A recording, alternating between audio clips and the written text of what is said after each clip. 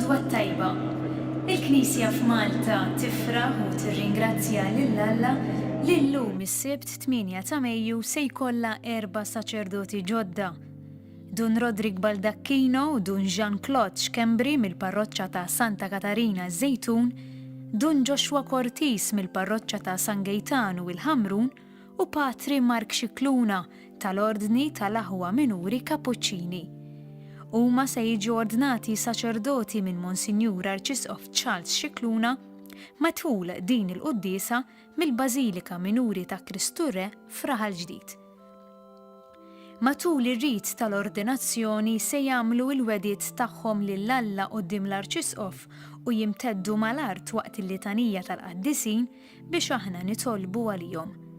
Imbagħad Monsinjur Arċisqof se jidlikilhom idejhom biż-żejt tal-griżma li jfisser il-konsagrazzjoni tagħhom u jagħtihom il-ħobs u l-inbit l-offerta tal-poplu ta' Alla li minn issa il quddiem huma jinbidlu fil-ġisem u d-demm ta' Kristu waqt kull quddiesa li jiċċelebraw.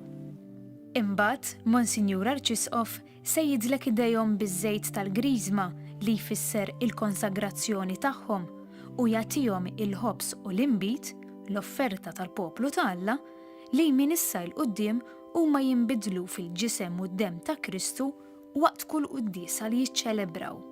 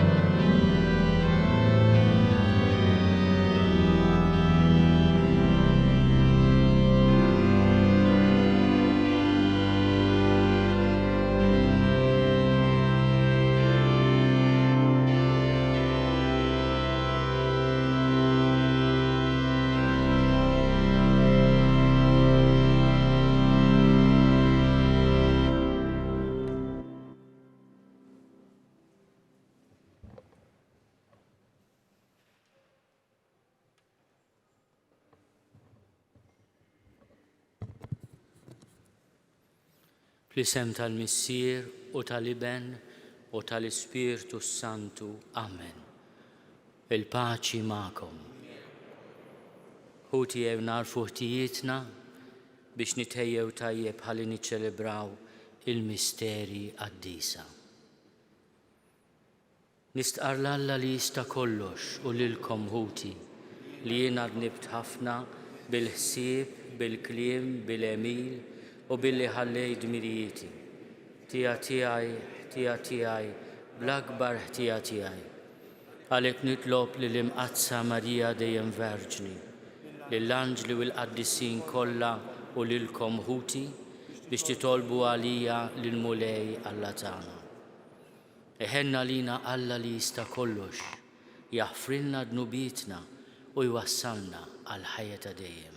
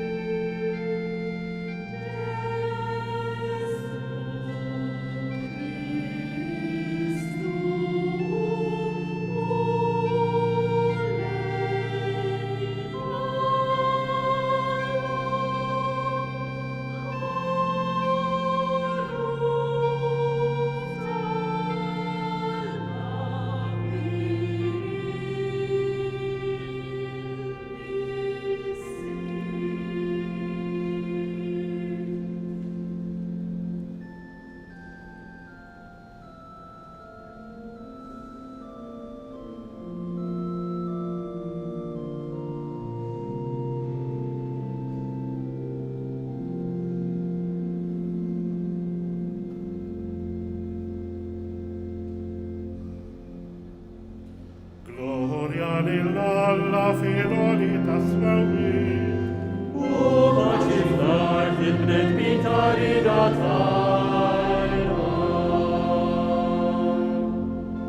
Intilit nechi et nobitatinia.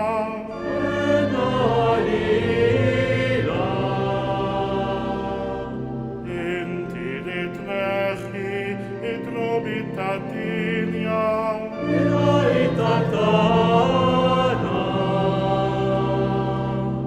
Intili et filemin calmissin.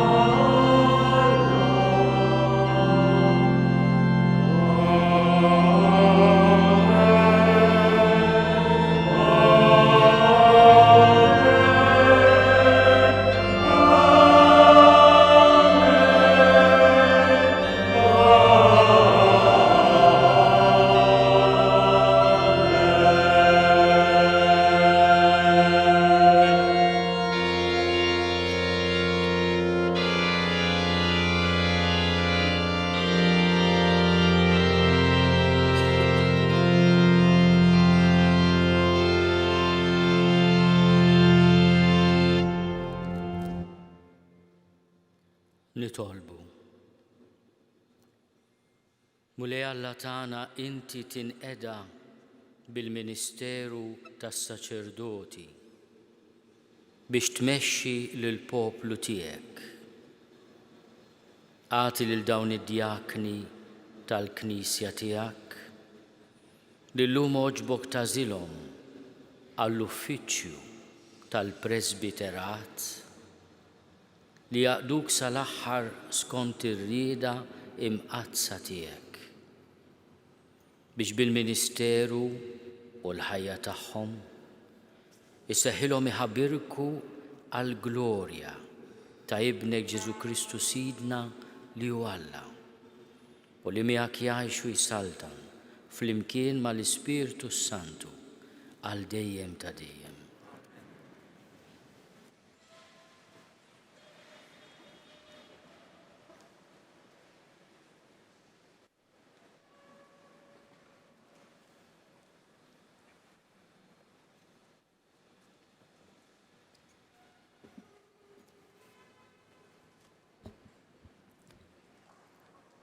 L-ewwel qari. Qari mill-ktieb tal-Atti tal-Apostli. F'dak iż-żmien, Pawlu wasal sa Derbi u Listra. Hemmhekk kien hemm dixxiplu jismu Timotju, bin-mara Ludija li kienet temmen, imma li missieru kien Grik. U kellu fama tajba mal-aħwa ta' Listra u Ikonju. Pawlu ried jieħdu miegħu, għalhekk qabad u għamillu ċirkonċiżjoni minħabba l-lut ta' dawk l-inħawi, għax kollha kienu jafu li missieru kien Grik. Huma għaddejjin mill-bliet bdew jarfuhom bid-digriti tal-Apostli u l-Presbiteri ta' Ġerusalemm u jħeġġuhom biex iħarsuhom. Hekk il-knejjes kienu jitwettqu fil-fidi u jiżdiedu fl-att kuljum. Qasmu mbagħad il-Friġja u l-art tal-Galazzja għax l-Ispirtu Santu ma ħallihomx ixandru l-kelma fl-Asja. Kif waslu fl-inħawi ta' Misja, ippruvaw jidħlu f'Bitinja, imma l-Ispirtu ta' Ġesu ma ħallihomx. Għalhekk għaddew minn Misja u niżlu Troas. Bil-lejl Pawlu kellu viżjoni. Ra raġel mill-Maċedonja wieqaf jitolbu hekk: ejja l-Maċedonja u għenna. Malli ra din il-viżjoni, malajr fittixna nitilqu lejn il-Maċedonja, għax fimna tajjeb li Alla kien sejħinna biex immorru nxandrulhom l-Evanġelju. Il-kelma tal-mulej. Salm responsorjali. Għajtu bil-ferħ lil-mulej niskolla tal-art. Flimkien, bil-ferħ lil-mulej niskolla tal-art. Għajtu bil-ferħ lil-mulej niskolla tal-art. Aqdu bil-ferħ lil-mulej. Itħlu qoddimu bana ferriħi. Flimkien, għajtu bil-ferħ lil-mulej niskolla tal-art. Kunu wafu li Jahwe u Alla, u ħalaqna u aħna tiegħu, aħna l-poplu tiegħu u n-naċ tal-mera tiegħu. Flimkien, għajtu bil-ferħ lil-mulej niskolla tal-art. Għax twajjeb il-mulej għal dejjem it-tiba tiegħu, minn żmien għal żmien il-fedeltà tiegħu. Flimkien, għajtu bil-ferħ lil-mulej niskolla tal-art.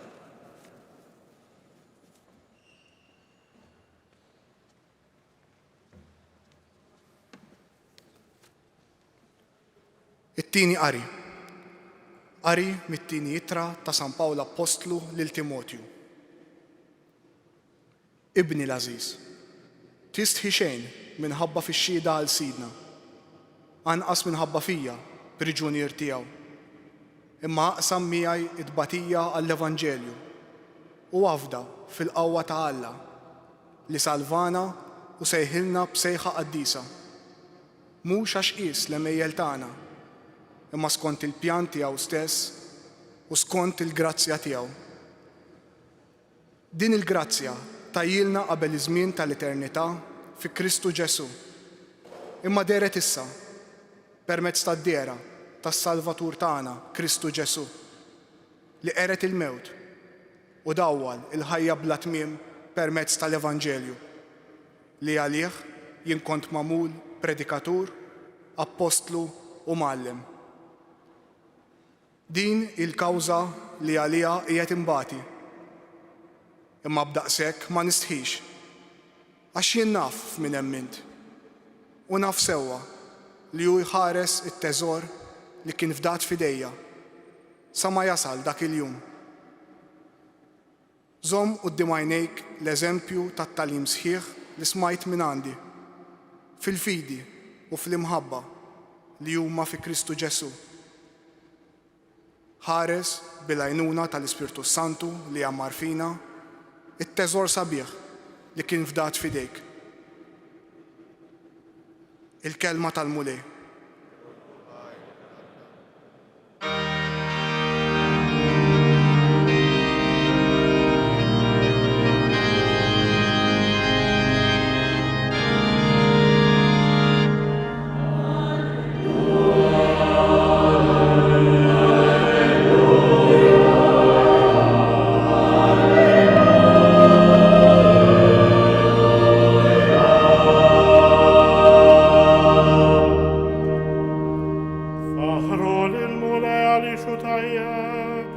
Għaxal dejjem it-tiba tiegħu.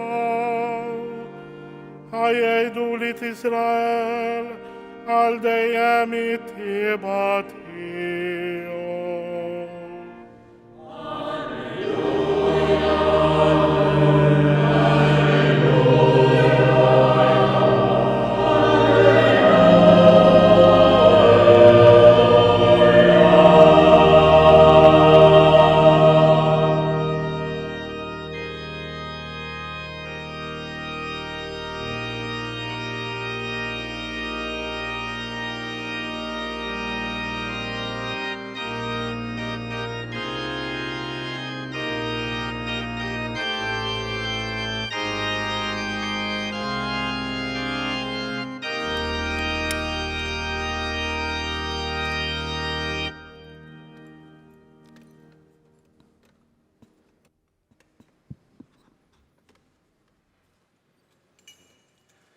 Il-mulej ma'kom.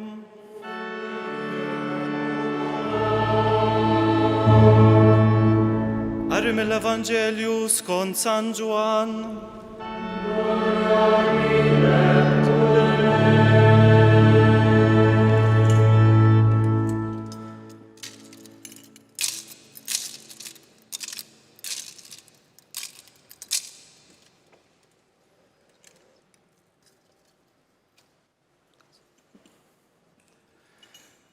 F'dak iż-żmien Ġesu qal lid-dixxipli tiegħu: Jekk id-dinja tobodkom, kunu għafu li lili baditni qabel ma batet lilkom.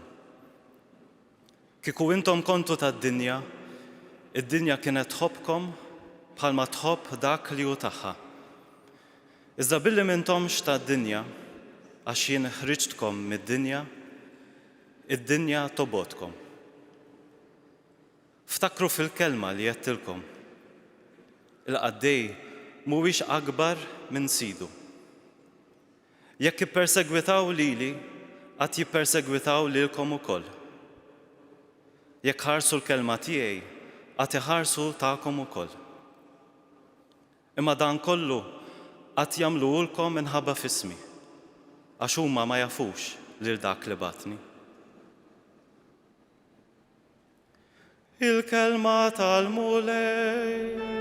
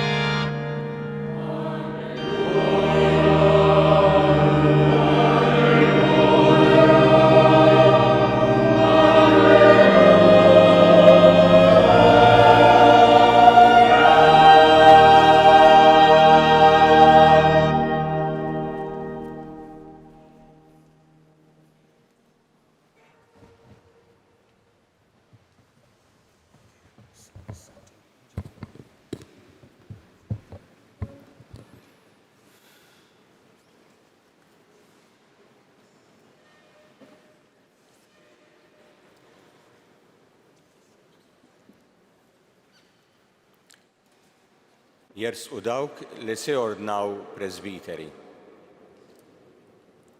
Rodrik Baldacchino mill-parroċċa ta' Santa Katarina fiż-Żejtun.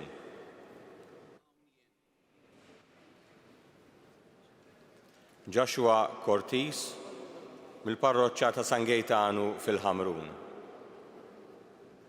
Hawn jien. Jean-Claude Xkembri mill-parroċċa ta' Santa Katarina fiż-Żejtun. Hawn jien. Fra Mark Xikluna tal-Ordni tal-Aħwa Minuri Kapuċċini. Hawn jien. Missier, omna l-Knisja Mqazza titlob minnek li inti tordna lil dawn ħutna għall-ħidma tal-Presbiterat. Taf jistħoqilhomx Jiena nixed li mill-istħarriġ li sar fuqhom fost il-poplu Nisrani u mill-fema ta' kull min kien fid-dmir li jagħti l-parir tiegħu fuqhom, instab li huma jistħoqilhom l-ordinazzjoni. Bil-għajnuna tal-Mulej Alla u tas-Salvatur tagħna Ġesu Kristu, aħna nażlu lil dawn ħutna għall-ordni tal-Presbiterat.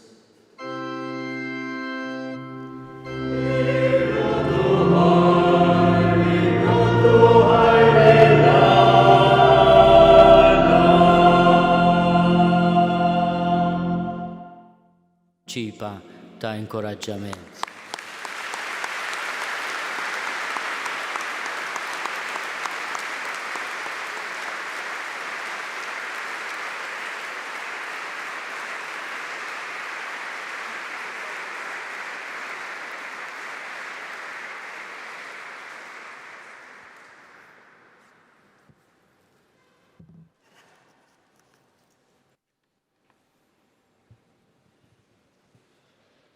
Fimna tajjeb li Alla sejħilna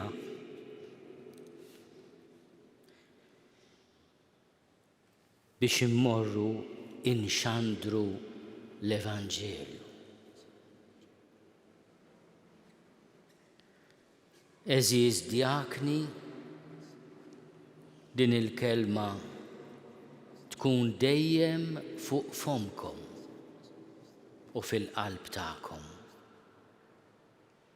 ifmu sewwa, ifmu tajjeb li Alla u li għażiltkom, li għażilkom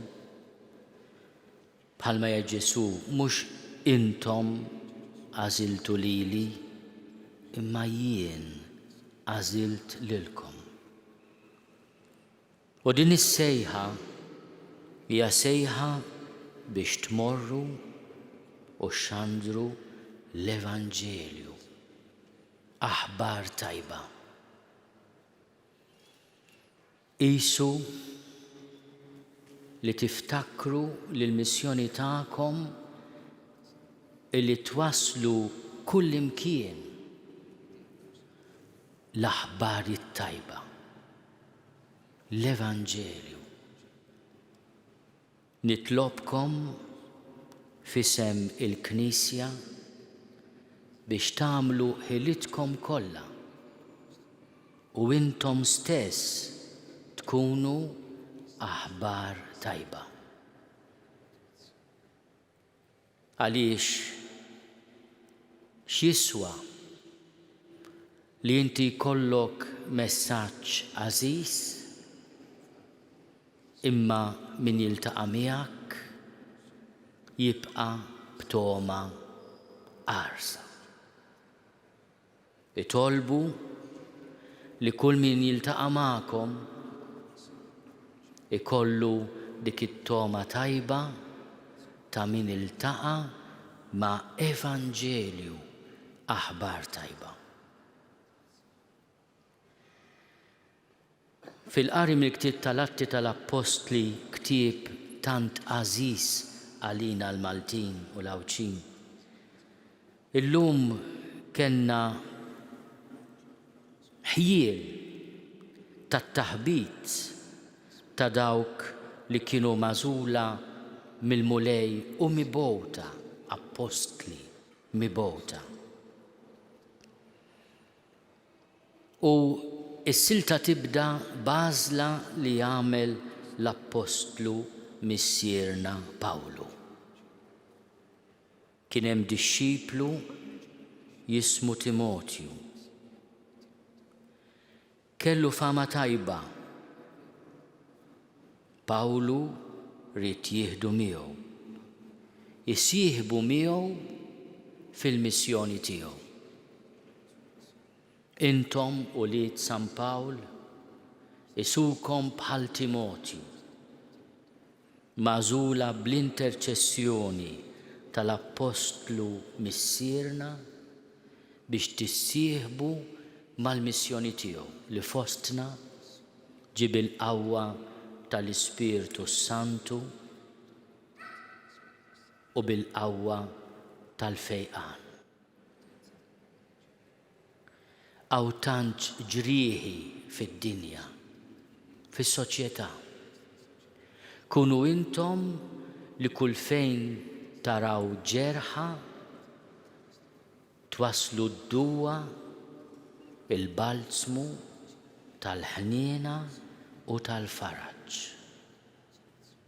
Illum il-mulej jagħtikom il-qawwa li tfejqu bis-sagrament tal-qrar u bid-dilka tal-morda li fil-Knisja huma riservati għas-saċerdozju.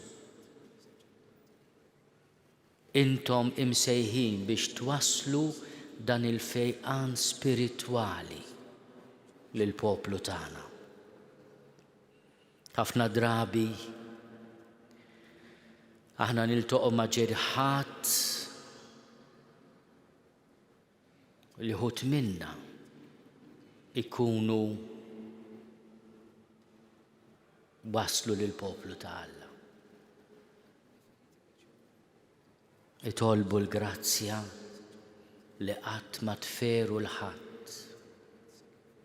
imma li tkunu duwa u faraġġ. Tgħidli imma t-tabib kultant irid iferi biex ifejjaq. Il-kelma tagħkom tkun dik li ssaffi, li taqta' il-ħażin biex jikber it-tajjeb. imma jitolbu lill-Alla u lill-ħnina tiegħu biex qatt ma tkunu kawża ta' ġerħat li ma jfiqux ħlief bil-ħnina kbira ta' Alla. Intom wasluha din il-ħnina. Itolbuh il-mulej biex ileħliskom minn kull tiġrib. Fit-tieni ittra ta' Pawlu lil Timotju lil dan id-dixxiplu, Pawlu li spjegalu lil dan id-dixxiplu żagħżugħ li l-missjoni li għalih ġie msejjaħ hija wkoll li jaqsam miegħu id-tbatija għall-Evanġelju. Imma jagħmillu kuraġġ jgħidlu għafda fil-qawwa ta' Alla li salvana u sejħilna b'sejħa qaddisa. Mhux għax qies l-emejjel tagħna, mhux għax aħna bravi, jew għax aħna qaddisin, mhux għax qies l-emejjel tagħna. Imma skont il-pjan tiegħu stess, skont il-grazzja tiegħu. Mela taqtax qalbek bid-djufija tiegħek, bid-nubietek, jew bid-nubiet tal-poplu għażiż li l-mulej jafdalek fidejh. Għallem lil kulħadd kemm għandna bżonn nafdaw fil-qawwa ta' Alla. Għax hu ma jħares lejn l-uċuħ, imma jħares lejn kull wieħed u waħda minna bħarsa ta' ħniena. U dik il-ħarsa ta' ħjina tagħtina l-ħajja tkun għalina dawl. San Pawl u jikteb lid-dixxiplu għażiż tiegħu Timotju jgħidlu li hu kien magħmul minn Ġesu mill-Ispiritu Qaddis tiegħu, ħabbar, predikatur, apostlu, mgħallem. Ħabbar ta' kull ma l-bniedem jagħmlu tassew ferħan. Ħabbar li s-saltna ta' Alla waslet u qiegħda f'nofsna. Apostlu għaliex permezz tal-ubbidjenza lejn l-Ispirtu huwa mibgħut. Bħalma se tkunu intom mibgħuta f'tant oqsma permezz tal-isqof tagħkom fil-każ tiegħek rej tas-superjuri leġittimi tiegħek. U intom magħlumin. Wieħed jkun mgħallem għax jitgħallem u għandu l-umiltà li jgħallem. Qatt tgħallmu b'suppervja jew b'qalb qiebsa. Kunu magħlumin li b'umiltà taqsmu dak li l-Ispirtu fawrilkom f'qalbkom. Daqshekk ma nistħix jgħid l-Apostlu missierna. U jgħid hekk għaliex huwa f'mument ta' tbatija imdawwar bil-ktajjen. Jiena naf f'min emmint. Din hija frażi għażiża ħafna għalikom. Ftakruha dejjem. F'kull mument ta' ħajjitkom. Jiena naf f'min emmint. Emmint f'Ġesu li ħabbni u taħajtu għalija.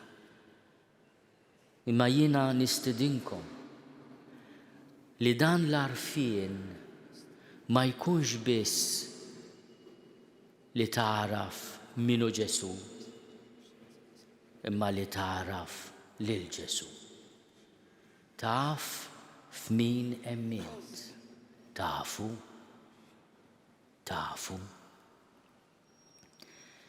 Għandek tkun taf sewwa kif ifakkar Pawlu lid-dixxiplu tiegħu Timotju li dak li ġie avdat fidejk l-Ewkaristija mqazza, il-kelma ta' Alla, il-poplu qaddis ta' Alla, dan hu li se jkun avdat fidejkom illum. U se jieħu ħsiebu. Naf sewwa li hu jista' jħares it-teżor li kien fdat fidejja. Għax hekk se ngħidilkom wara li ssiru saċerdoti, ilqa l-offerta tal-poplu qaddis ta' Alla. Dik li se ssir il-ġisem u d-dem ta' Ġesu. Fassal ħajtek fuq dak li se jkollok fidejk. L-Ispiritu Santu li lid-dixxipli kien jigwidhom jagħmlu ħsieb jgħidilhom le. Jilluminhom fejn irid wassalhom. Ikun hu li jurikom it-triq f'ħajjitkom. Tibżgħux mid-diffikultajiet. Illum Ġesu fis-silta li qrajna mill-Evanġelju skont San Ġwan kapitlu 15 jaqsam qalbu mad-dixxipli jgħidilhom sibt id-diffikultajiet jien, sibt il-mibeda jien. Kważi qed jgħidilhom x'tippretendu li intom toħduha franka. Aħna nsegwu dak li tarbija ġie mħabbar bħala sinjal li meruh. Imma r-risposta tiegħu għat-tmerija, għall-mibeda, għall-ħruxija kienet biss imħabba, maħfra u faraġġ.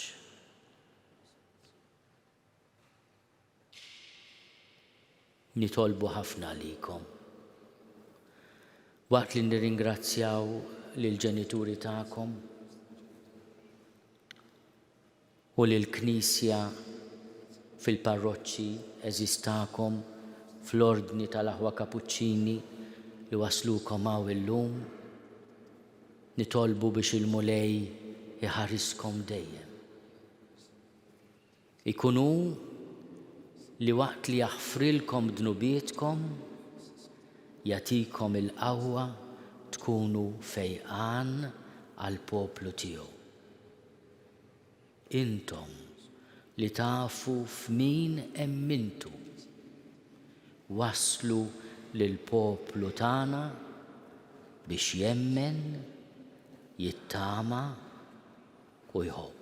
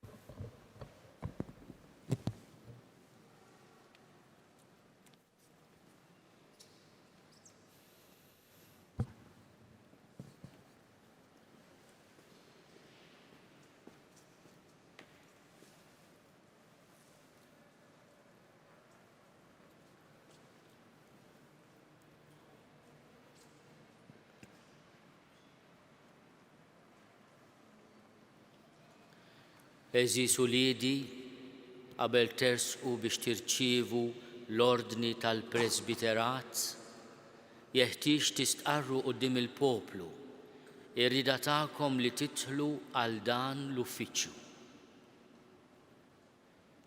Tridu intom taqdu bla għeda l-uffiċċju tas-saċerdozju fil-grat tal-Presbiteri billi taħt it-tmexxija tal-Ispirtu Santu tirow il-merħla tal-mulej bħala kooperaturi tajba tal-ordni tal-isqfijiet.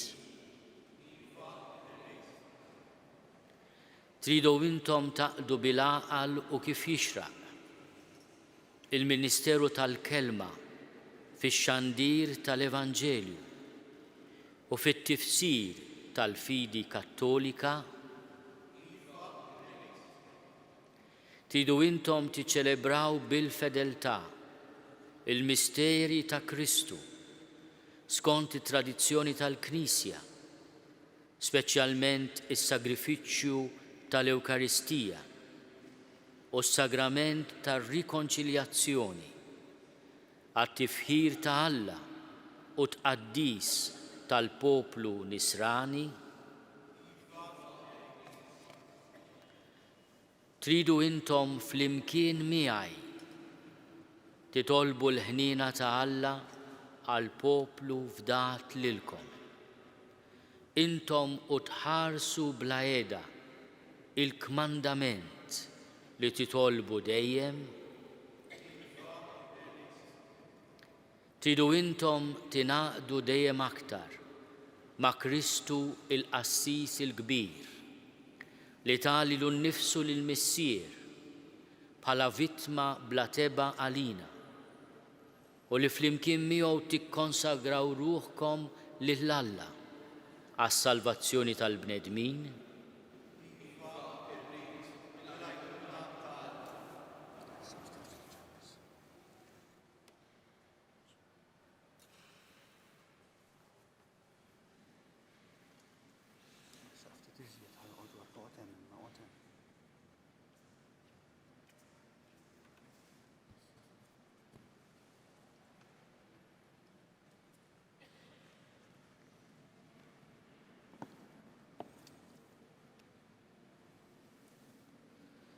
Twijat rispett u ubidjenza lili u lis-suċċessuri tiegħi.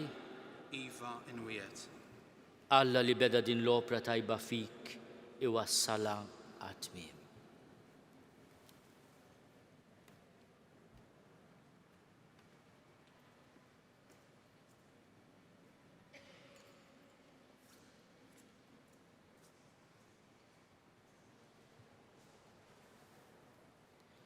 Twijat rispett u ubidjenza lili u lis-suċċessuri tiegħi. Iva inwiet. Alla li beda din l-opra tajba fik iwassala għat-tmiem.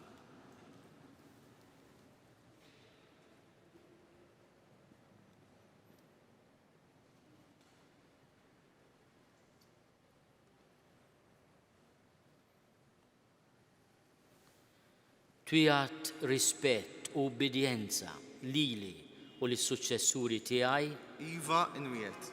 Alla li beda din l-opra tajba fik iwassala għat-tmiem.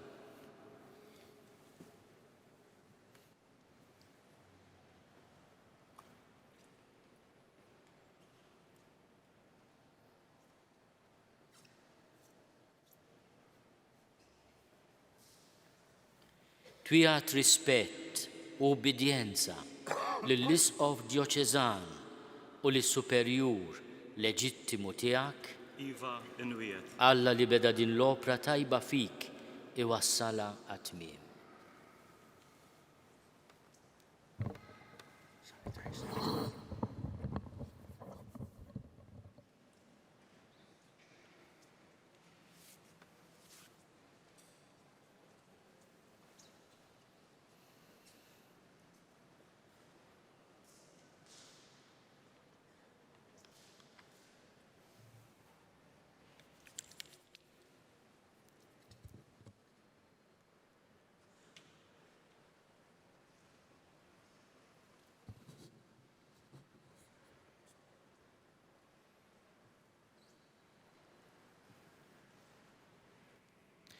Nitolbu eżis lill-Missier Alla li jista' kollox biex fuq dawn il-qaddejja tiegħu li hu ħatar għall-ordni tal-Presbiterat ikattar id-doni tas-sema.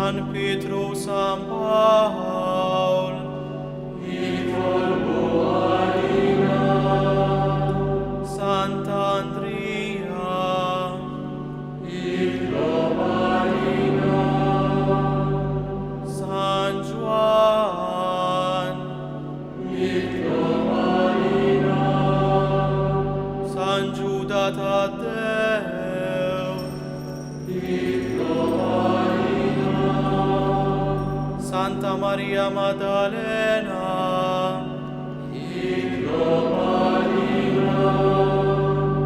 intom disċipli tal-mulej,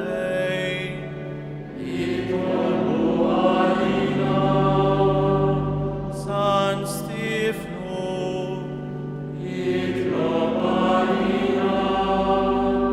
Sant Ignazio d'Antiochia,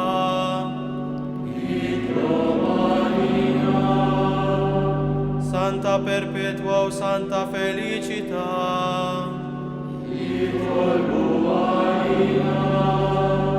Santa Agnese,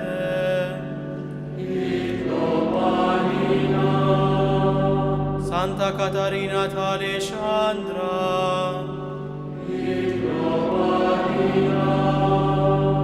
San Girgor,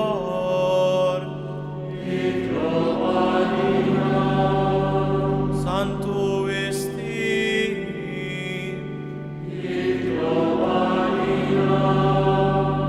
Santa Atanasio,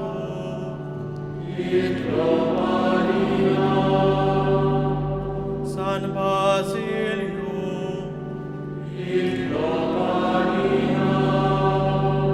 San Nicola,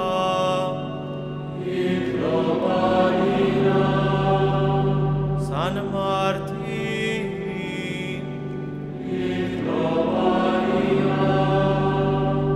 San Carlo Borromeo,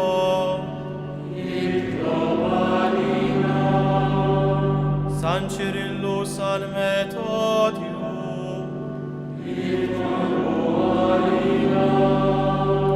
San Benedetto,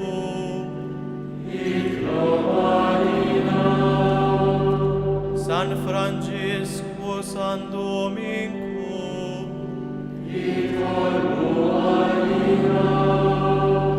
San Gaetano,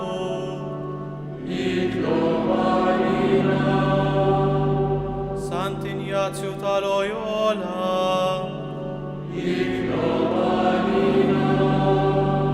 San Francesc Saverio,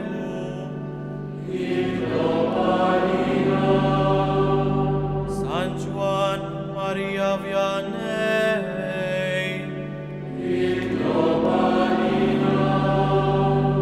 San Juan Bosco,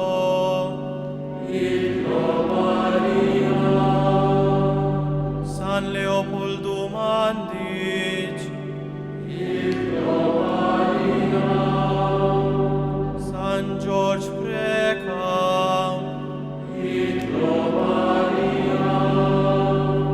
Santa Caterina ta' Siena,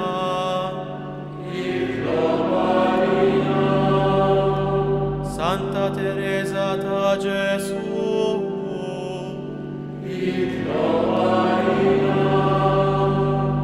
Addisin kolla ta' Alla,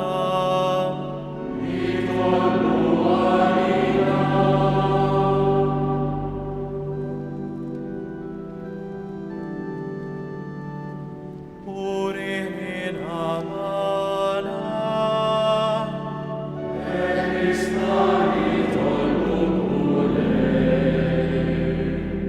in cul deni,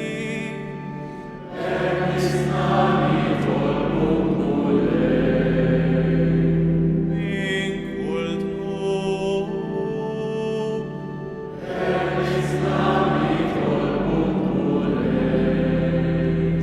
il meu tadeiem,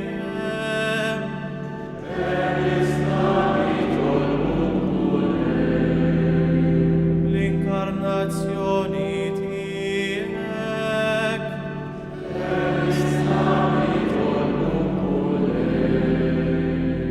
il meu tul aumentiec,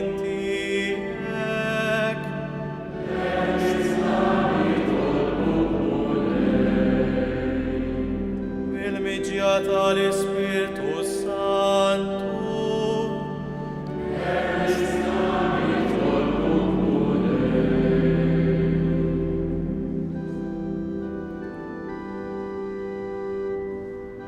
idem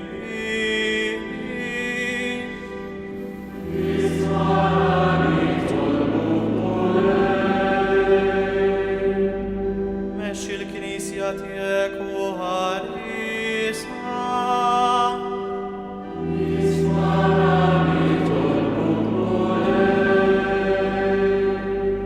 Żomm il-Papa u l-ordnijiet kollha tal-Knisja fir-rabta mqazza tiegħek.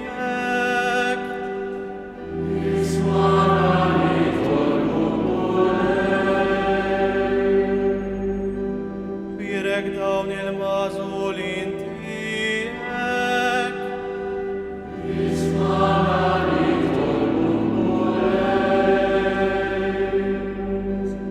Birek u qaddes dawn il-mażulin tiegħek.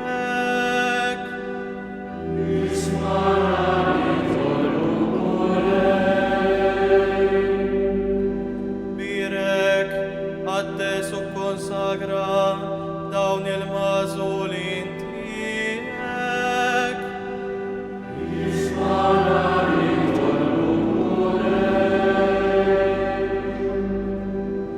Ibad ħaddiema ġodda għal ħsad tiegħek.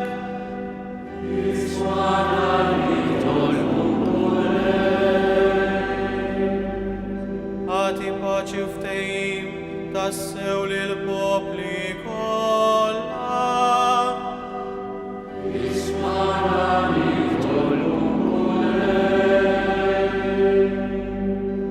U riħnina ma' kull min mġarrab.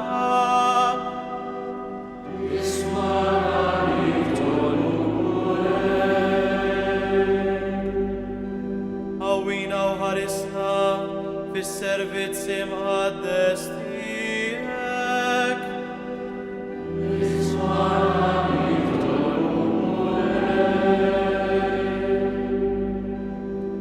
Ġesu iben Alla l-ħaj.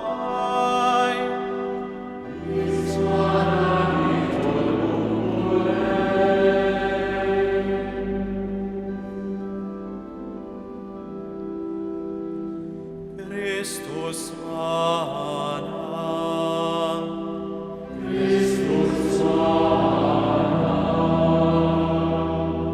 Christul qattal btana.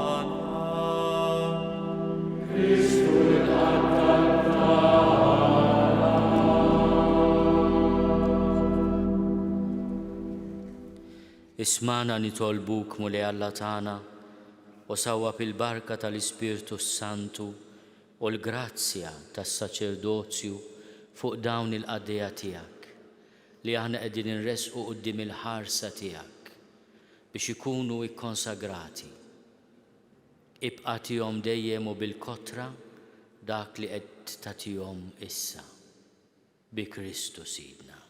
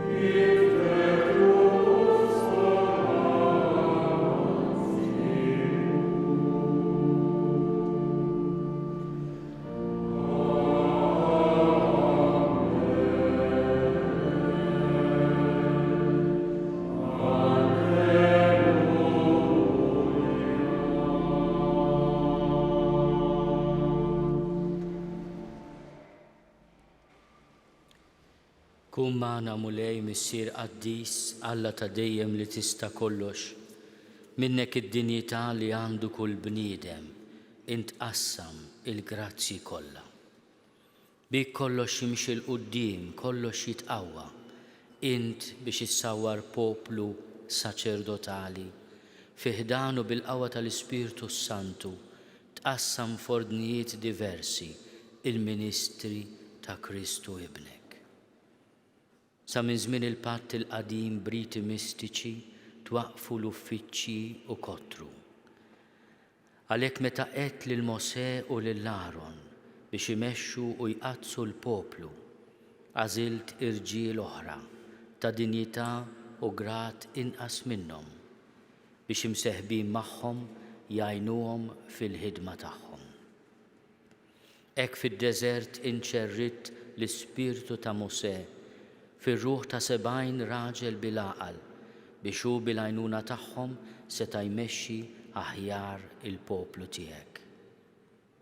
Hekk ukoll inċerrit fuq Aaron il-milja tas-saċerdozju ta' missierhom biex seta' jkun hemm qatt biżżejjed ta' qassisin skont il-liġi għas-sagrifiċċji fis-santwarju li kienu xbieħ u dell tal-ġid li kellu jiġi.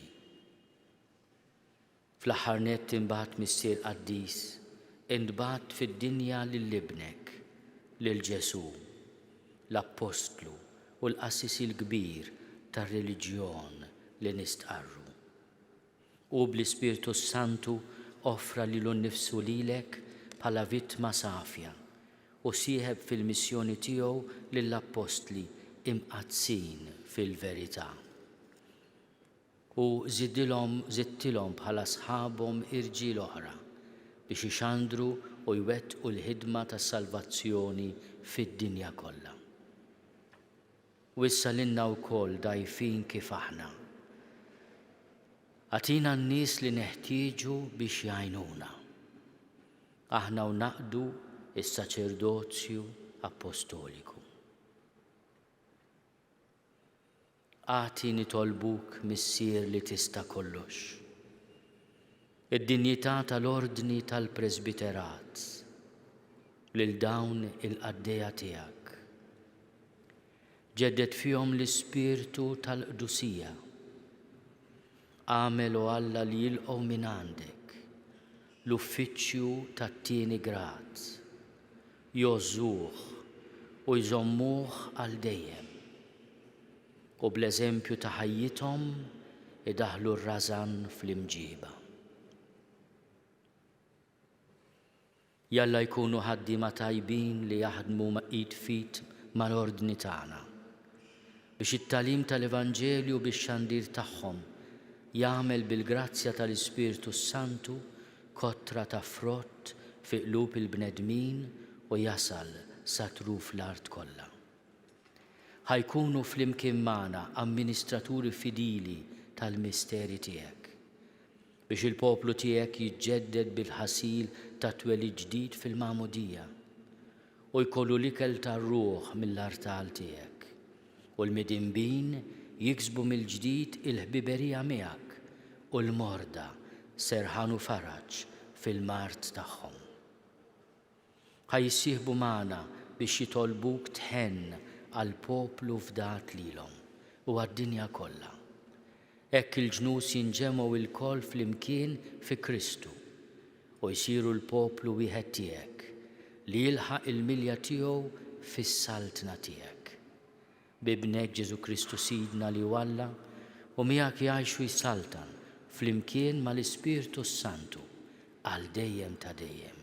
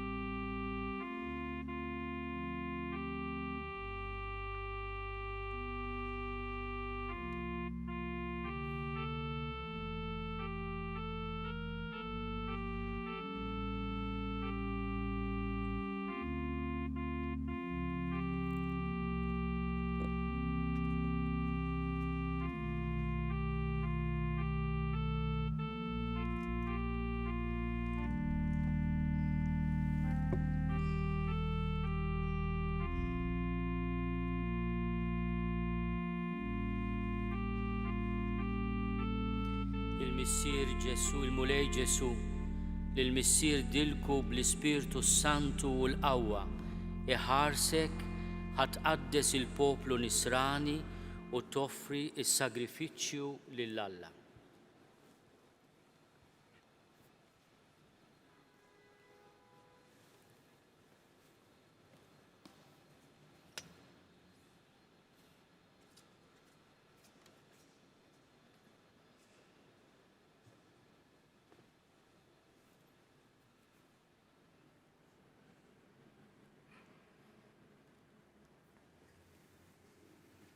Il-Mulej Ġesu Kristu l-Missier dilku bl-Ispirtu Santu u l-qawwa iħarsek ħatqaddes il-poplu Nisrani u toffri s-sagrifiċċju lill-Alla.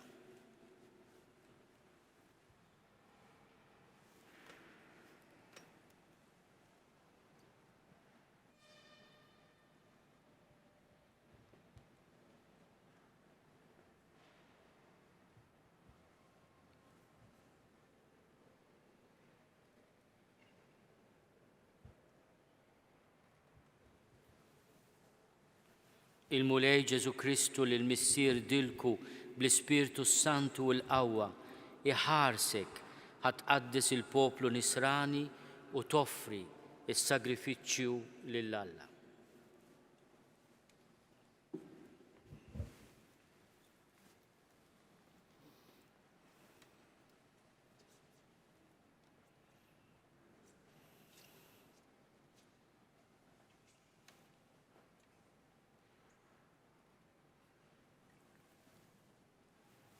Il-Mulej Ġesu Kristu l-Missier dilku bl-Ispirtu Santu u l-qawwa iħarsek ħatqaddes il-poplu Nisrani u toffri s-sagrifiċċju lill-Alla.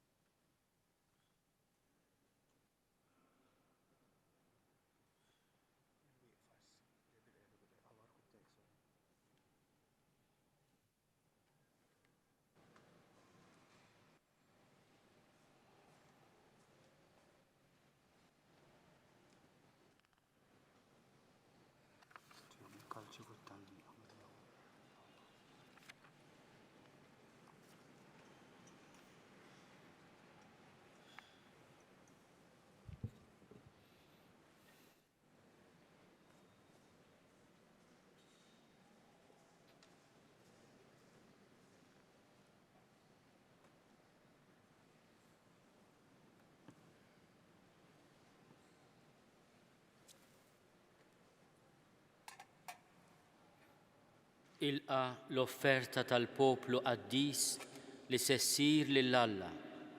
Ifhem sewwa dak li se tagħmel fassal ħajtek fuq dak li se jkollok fidejk. Għamel li ħajtek tkun tixbaħ il-misteru tas-salib ta' Kristu. Il-paċi miegħek.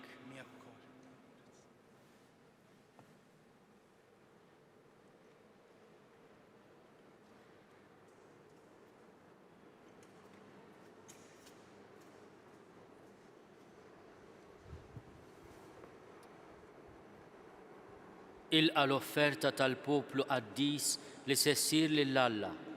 Ifhem sewwa dak li se tagħmel. Fassal ħajtek fuq dak li se jkollok fidejk. Għamel li ħajtek tkun tixbaħ il-misteru tas-salib ta' Kristu. Il-paċi miegħek. Miegħek ukoll.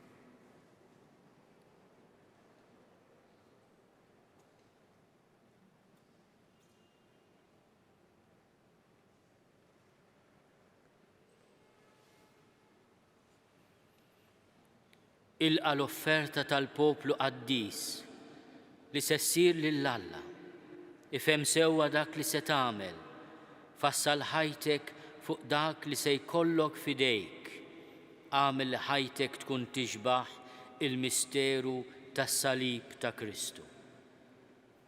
Il-paċi miegħek. U miegħek ukoll.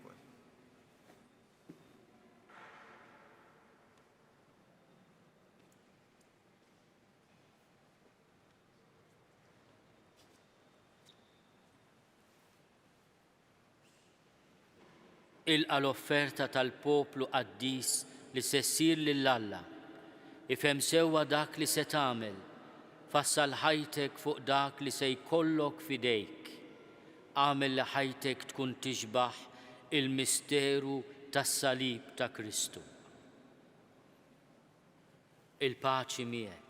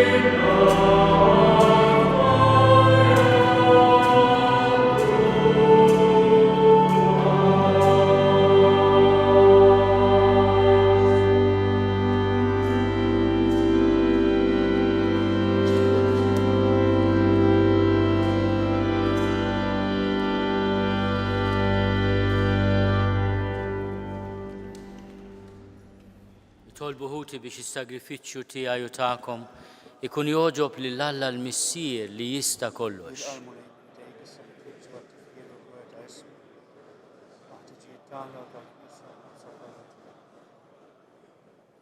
U Alla inti trid li s-saċerdoti tiegħek jaqdu l-artali mqazzaw lil poplu tiegħek.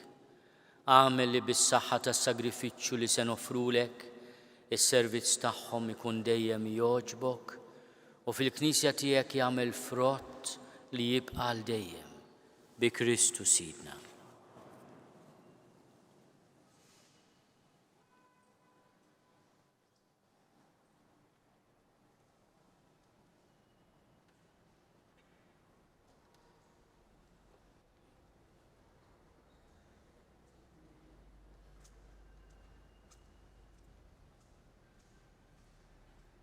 Il-mulej ma'kom, nerfgħu qlubna l fuq, niżuħaj lill-mulej Alla tagħna. Sewwa u xieraq tas-sew mulej missier qaddis Alla ta' dejjem li tista' kollox, tajjeb u taġid tas-salvazzjoni tagħna li dejjem u kullimkien inrodulek ħajr. Inti konsagrajt lil ibnek il-waħdini bl-Ispirtu Santu u għamiltu l-qassis il-kbir tal-patt il-ġdid li jibqa' għal dejjem. U biħsieb li ma bħalu oġbok tordna li s-saċerdozju waħdini tiegħu jibqa' dejjem fil-Knisja. Għax hu mhux biss iżejjen b'saċerdozju regali lil poplu miksub minnu, iżda wkoll fl-imħabba tiegħu għalina bħala ħutu jażel lil xi wħud u bit-tqejjid tal-idejn iseħħibhom miegħu fil-ministeru qaddis tiegħu. Huma f'ismu iġeddu s-sagrifiċċju tal-fidwa tal-bniedem, fl-ikla tal-għajt li jħejju għal uliedek. Imexxu bl-imħabba lill-poplu qaddis tiegħek u jqawwuh bis-sagramenti. Huma jiddedikaw ħajjithom għalik u għas-salvazzjoni ta' ħuthom. Iħabirku ħajsiru ġbija ta' Kristu u b'qalb sħiħa jagħtuk dejjem xhieda tal-fidi u tal-imħabba tagħhom. Għalhekk mulej aħna wkoll mal-anġli u mal-qaddisin kollha tiegħek infaħruk u b'ferħ kbir inkantawlek.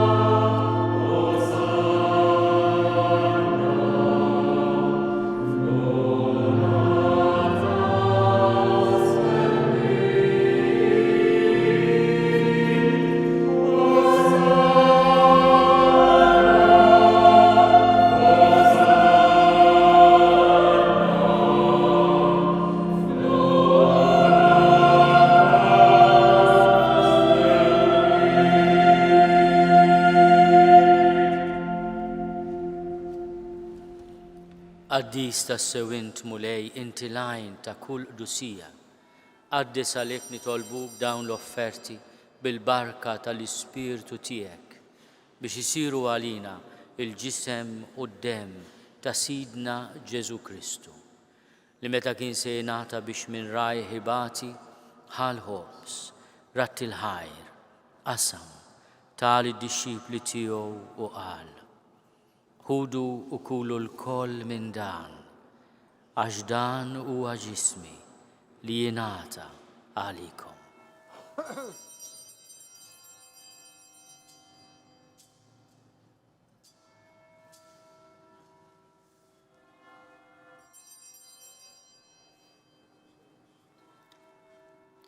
Hekk ukoll wara li klaħal kalċi, reġa' ratti l-ħajr, tal id-dixxipli tiegħu u qal.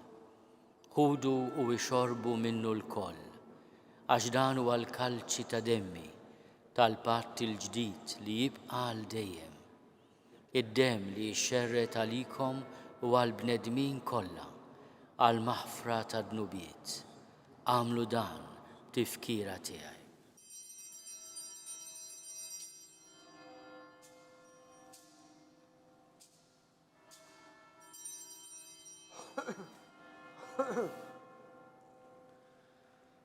Dan hu l-misteru tal-fidi.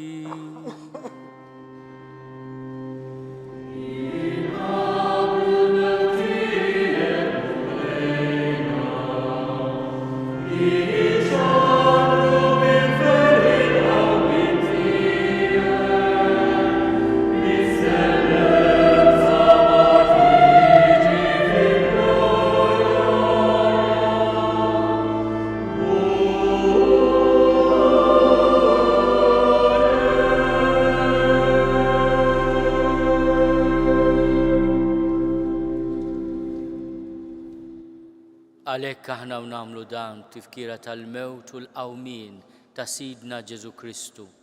Nofrulek mulej il-ħobs tal-ħajja u l-kalċi tas-salvazzjoni. U nrodulek ħajr għax għoġbok tilqana hawn quddiemek biex naqduk. U miċ-ċokontana nitolbu li l-Ispirtu Santu jaqadna f'ġisem wieħed lilna li nieħdu sehem mill-ġisem u d-demm ta' Kristu. Ftakar mulej fil-Knisja tiegħek imxerda mad-dinja kollha. Wettaqa' fl-imħabba flimkien mal-Papa Franġisku.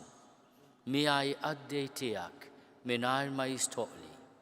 Mal-Isqof Joseph li qed jgħinni, mal-Isqof Anton. Ftakar ukoll f'dawn il-qaddejja tiegħek li llum rid tagħmilhom presbiteri tal-Knisja tiegħek. Ftakar ukoll fil-kleru kollu tiegħek. Ftakar ukoll f'ħutna li raqdu bit-tama tal-qawmien.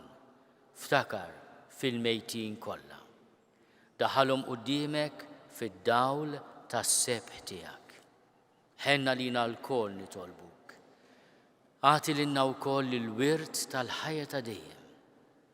Flimkien mal-Verġni Mqazzom Malla Marija, mal-Arus tagħha San Giuseppe, mal-Appostli u mal-Qaddisin kollha li jgħixu fil-ħbiberija tiegħek sa mill-bidu tad-dinja.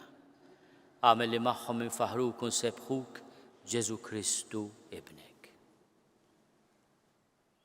Bi Kristu ma' Kristu fi Kristu jingħata lilek Alla missi li tista' kollox. Flimkien mal-Ispirtu Santu, kull ġieħu glorja għal dejjem ta' dejjem.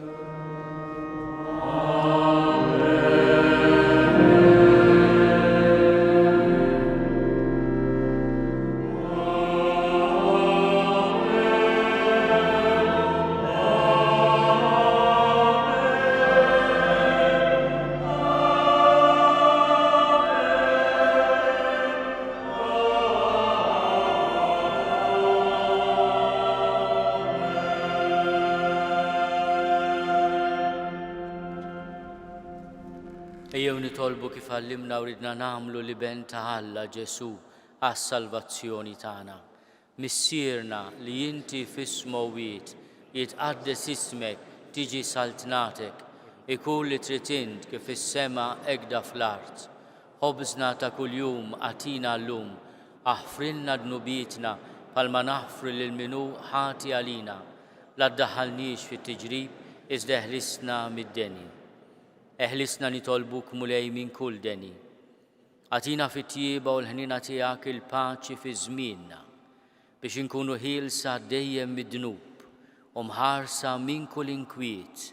Aħna u nistennew u nittamaw ilena u l-miġja tas-Salvatur tagħna Ġesu Kristu. Mulej Ġesu Kristu li għat lill-apostli tiegħek, inħallilkom is-sliem, natikom is-sliem tiegħi. La tħares lejn dnubietna, iżda ħares lejn il-fidi tal-Knisja tiegħek. Għatija slimu l-għaqda li int trid fiha, int li tgħixu s-saltan għal dejjem ta' dejjem. Il-paċi tal-mulej tkun dejjem magħkom. Għatu l-paċi lil xulxin.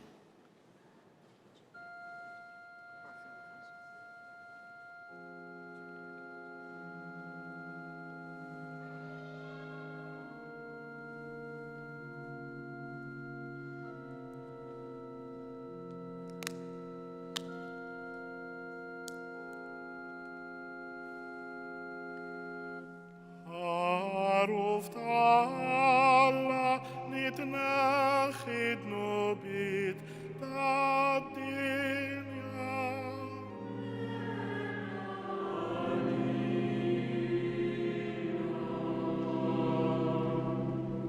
Aruf ta'Alla nitnaħid nubit tad-dinja.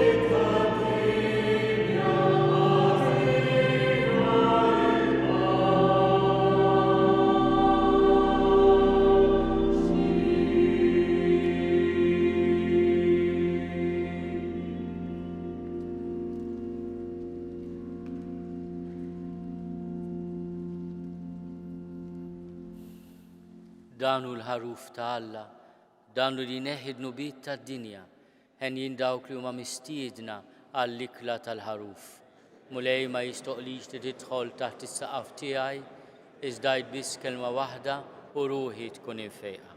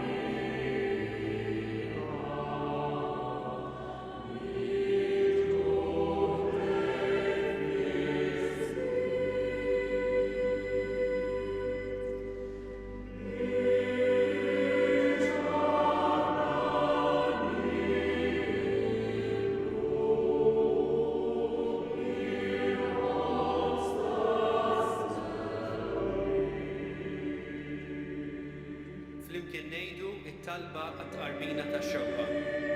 Ġesu, jiena nemmen li inti tinsab ta' bil-ħaq fis-sagrament tal-Ewkaristija. Irrid inħobbok fuq kollox u fuq kulħadd. Inti taf li nixtieq nirċevik ġewwa fija, imma ġala darba bħalissa ma nistax nilqek ġewwa fija sagramentalment, nitolbok li tiġi fija spiritwalment. Ejja għandi, Ġesu tiegħi, biex jiena niġi għandek. Ħeġġiġni bl-imħabba għalik, biex f'ħajti u f'mawti jiena nemmen fik, nitma' fik u nibqa' nħobbok għal dejjem.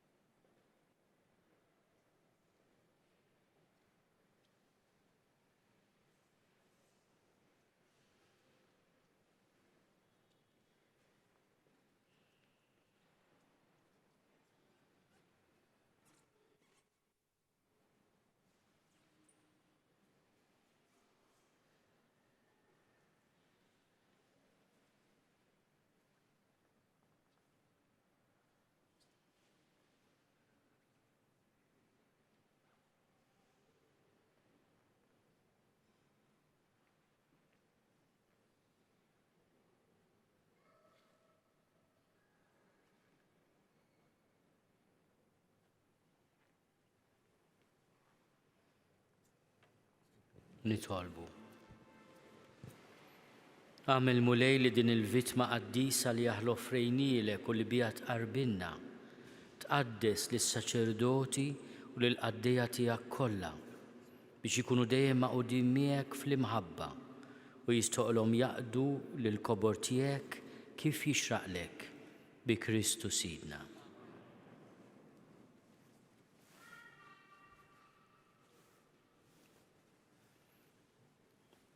Your Eminence, Metropolitan Kyrillos, thank you very much for your kind presence, and please convey our heartfelt devotion to the Patriarch or the All Holiness Bartholomew. Il-Duset jew il-Papa Franġisku joġbu jagħti l-barka apostolika tiegħu lilkom eżiż saċerdoti ġodda, lill-familji kollha tagħkom u lil dawk kollha li kienu għawmana u li segwewna permezz tal-mezzi tax-xandir. Il-mulej ma'kom.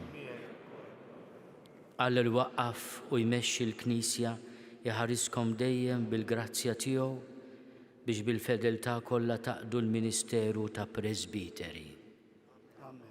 Jagħmilkom għaddejja u xhieda fid-dinja tal-imħabba u l-verità tiegħu u ministri fidili ta' rikonċiljazzjoni. U jagħmilkom tassew rajja li tagħtu lil fidili kollha l-ħobb sħaj u l-kelma tal-ħajja biex dejjem aktar tikbru fil-għaqda tal-ġisem ta' Kristu. U lilkom il-koll li tinsabu miġburin hawn fl-imkien, eberikkom Alla li jista' kollox, il-Missier u l-Iben u l-Ispirtu Santu.